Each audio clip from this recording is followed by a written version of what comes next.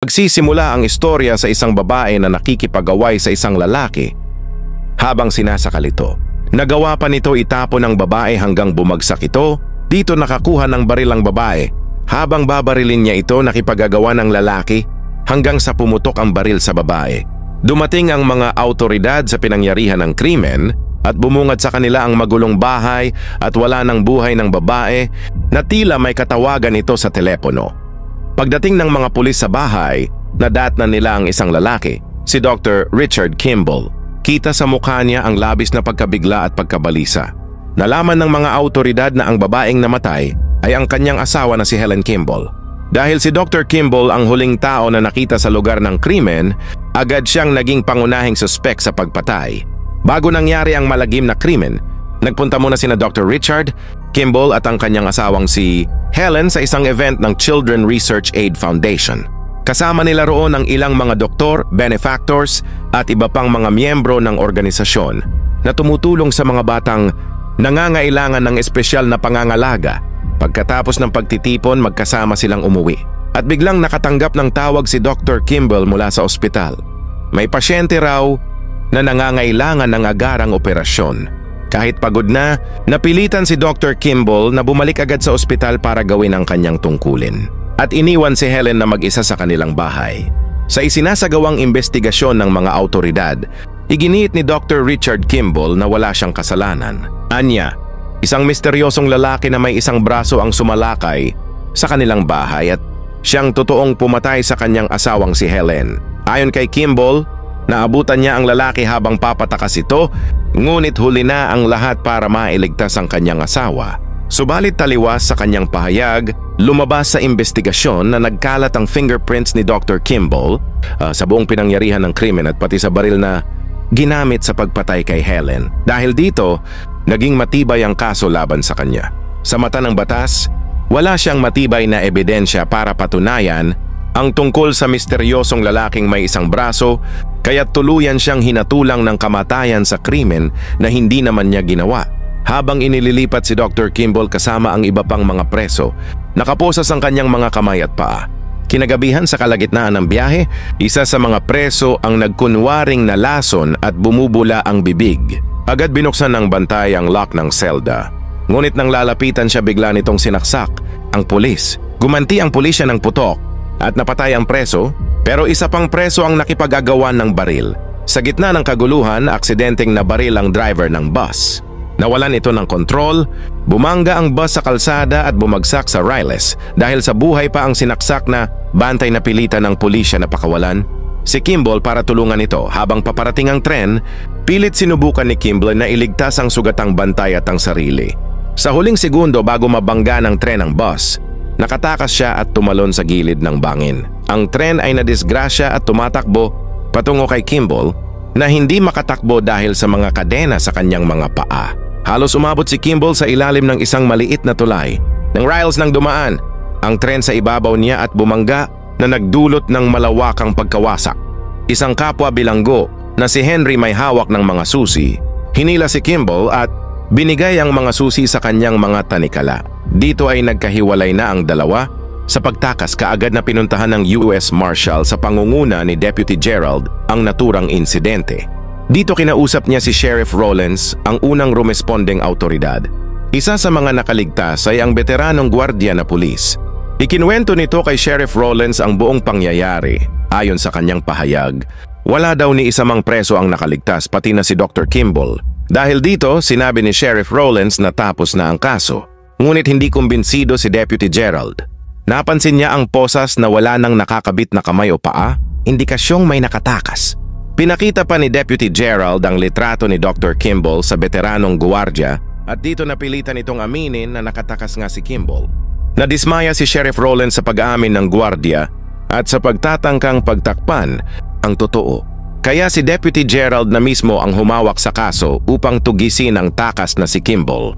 Kaagad niyang inutos ang mas pinabilis na pagtugis at pagkalap ng impormasyon para mahanap si Dr. Kimball bago pa ito tuluyang makapagtago. Habang papalayo si Kimball, nakakita siya ng isang sasakyan at nakakuha ng damit na pamalit. Sipataw sila sa iyang pagpapakalat ng kanyang litrato sa ospital at iba pang mga establishmento. Samantala, Na-recover ang pulis na tinulungan ni Kimball at agad itong dinala sa pinakamalapit na ospital. Nagpunta rin si Kimball sa ospital upang ipagamot ang sarili niyang sugat. Habang nandoon, nagpalit siya ng damit, nagahit at nagsuot ng kasuotang pangdoktor upang hindi siya makilala. Ngunit habang papaalis na siya ng ospital, dumating naman ang pulisya kasama ang nasaksak na pulis na sakay ng ambulansya. At doon siya namukhaan nito. Kinuha ni Kimball ang ambulansya para makatakas habang iniutos naman ni Deputy Gerard na hanapin ang buong record ni Dr. Kimball para sa mas malalim na investigasyon. Dito nila nalaman na si Dr. Richard Kimball ay isang respetadong doktor na inakusahan ng pagpatay sa kanyang asawa. Ngunit iginiit niyang inosente siya at isang lalaking may putol na braso ang totoong pumatay dito. Maya-maya, isang tawag ang natanggap ng mga awtoridad. Nakita raw si Kimball sa ospital at tinangay nito ang ambulansya para makatakas. Agad siyang sinundan ni na Deputy Gerard na sakay ng helicopter. Nagkaroon ng habulan sa kalsada habang pilit na iniiwasan ni Kimball ang mga pulis. Hanggang sa mapilitan siyang pumasok sa isang tunnel kung saan siya na-trap. Ngunit sa kabila ng pagkakaipit, nakaisip pa rin si Kimball ng paraan para makatakas. Nagtungo siya sa isang drainage system at tuluyang nakapuslit mula sa mga humahabol sa kanya. Dahil matalino at mabilis mag-isip si Deputy Gerard, agad niyang nahulaan kung saan nagtago si Kimball. Sinundan niya ito sa drainage system kung saan pumasok si Kimball para makatakas. Dito nagsimula ang tensyonadong habulan nila. Sa patuloy na habulan, nauwi sila sa isang mataas na dam kung saan nagkaroon sila ng harapan. Dito tuluyang nagdikit ang tensyon. Itinuro ni Gerard ang baril kay Kimball habang pilit namang ipinaliwanag ni Kimball na wala siyang kasalanan at inosente siya. I didn't kill my wife! I don't care! Sa kabila ng pamimilit ni Gerard na sumuko siya, nagdesisyon si Kimball na tumalon mula sa mataas na dam papunta sa ilog sa ibaba, isang desperadong hakbang para lang makaligtas at may pagpatuloy ang paghahanap ng katotohanan. Sa pagtalon ni Kimball mula sa dam, tuluyan na siyang nakatakas mula sa mga awtoridad. Labis ang pagkadismaya ni Deputy Gerard, ngunit hindi siya sumuko. Ipinag-utos niya na hanapin si Kimball sa buong paligid. Pinagsuyod ng mga pulis at search team ang tubig at kalapit na lugar, ngunit bigo silang matagpuan siya. Samantala, dahil sa labis na pagod at sugat, nakatulog si Kimball sa damuhan malapit sa kagubatan. Habang siya ay nagpapahinga, bumalik sa kanyang isipan ang masasayang alaala nila ng kanyang asawang si Helen, ang mga panahong puno ng pagmamahalan at katahimikan. Ngunit kasabay nito, sumagi rin sa kanyang isipan ang matinding kirot at bigat ng loob dahil sa brutal na pagkamatay ng kanyang minamahal at ang mapait na katotohanang siya ang napagbintangang pumatay. Sa pagkagising ni Kimball ay bumalik na ito sa Chicago para hanapin ang sarili at linisin ang kanyang pangalan. Dito ay nagtina siya ng buhok upang hindi agad siya makilala. Dito patuloy ang pagkalap ng impormasyon para mahanap si Kimball. Isang araw, tumawag si Kimball sa kanyang kaibigang si Walter upang humingi ng tulong at pera. Kinamusta siya ni Walter at tinanong kung nasaan siya. Ngunit tinanggihan siya ni Walter dahil kung tutulong siya, siya naman ang malalagay sa alanganin. Habang nagmamaneho si Dr. Charles Nichols, bigla nagpakita sa kanya si Kimball at nagulat ito at humingi ito ng pera sa kanya at umalis na rin. Sa paghahanap ng katotohanan ni Kimball, kumuha ito ng isang paupahan para pansamantala tuluyan niya isang manhunt operation. Ang kinakasa ng Chicago Police dahil sa buhay at takas na si Kimball at nagtatago. Lang ito sa Chicago, pinakalat nito ang kanyang litrato para madaling makilala. Pumunta si Kimball sa Cook County Hospital at nagpanggap na magpapagamot. Pinuntahan niya ang isang prosthetic laboratorio at dumiretso sa maintenance area at kinuha ang isang ID ng empleyado doon. Sa patuloy na investigasyon ni Deputy Gerald, pinuntahan nila si Dr. Charles Nichols, kaibigan at katrabaho ni Dr. Kimball sa ospital. Ikinuwento ni Nichols na nakita niya si Kimball at humingi ito sa kanya ng pera. Tinanong ni Deputy Gerald kung bakit bumalik si Kimball sa Chicago, ngunit matipid lamang ang sagot ni Nichols. Wala raw sinabi. Si Kimball tungkol dito, dagdag pa ni Dr. Charles Nichols, sinabi niya sa mga awtoridad na hindi nila mahuhuli si Kimball dahil matalino. Ito ay ilang bahagi ng kanilang masusing investigasyon.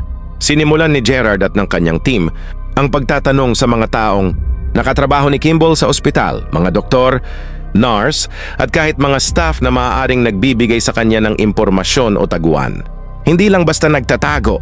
Si Kimball, nagsimula siyang imbestigahan ang lalaking may iisang braso. Gumamit siya ng access sa ospital, naghanap ng records ng mga pasyenteng amputee. Isang araw, habang nagkukubli sa isang ospital, nakatagpo siya ng batang pasyente na mali ang pagkakadiagnose ng doktor na naka-duty. Bilang doktor sa puso at konsensya, hindi niya matiis ang nakikita. Kahit alam niyang delikado, pinakialaman niya ang chart ng bata, kinorek ang diagnosis, at iniligtas ang bata mula sa posibleng masamang operasyon.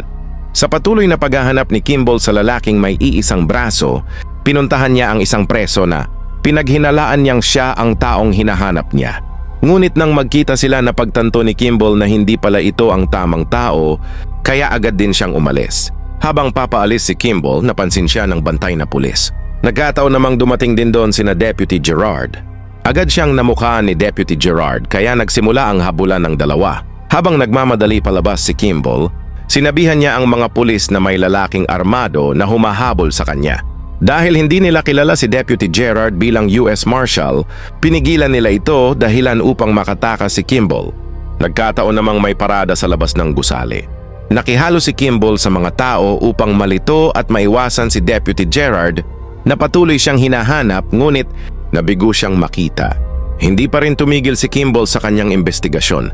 Tinawagan niya ang isa pang tao na posibleng may alam tungkol sa lalaking may iisang braso, ngunit walang sumagot kaya pinuntahan na lamang niya ito. Samantala, sa patuloy na operasyon ng mga US Marshals, natuntun din nila ang kinaroroonan ng lalaking may iisang braso.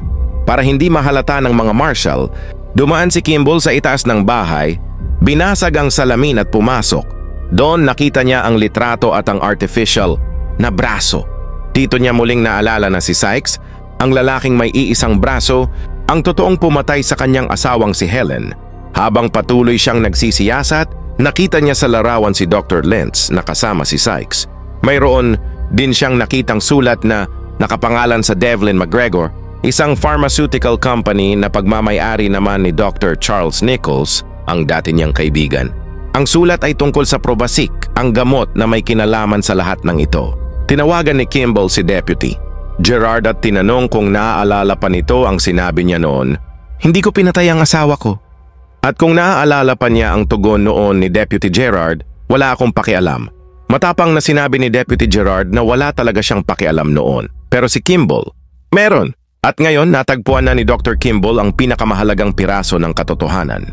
Tumawag siya para subukang matrace ang koneksyon ni Sykes. Dahil dito, natuntun ni na Deputy Gerard at ng US Marshals ang address ni Sykes at pinuntahan nila ito sa bahay. Kinausap nila si Sykes at sinabi nitong may tumawag sa kanya na nagngangalang Richard Kimball gamit ang telepono na konektado sa address na iyon. Ipinakita nila kay Sykes ang litrato ni Kimball. Dito, hindi maitanggi ni Sykes na siya nga ang taong tumawag at siya rin ang itinuturong pumatay sa asawa ni Kimball. Subalit mariin niyang itinanggi ito at sinabing wala raw siya sa Chicago noong gabing yon dahil nasa isang business trip siya. Hindi tumigil si Kimball.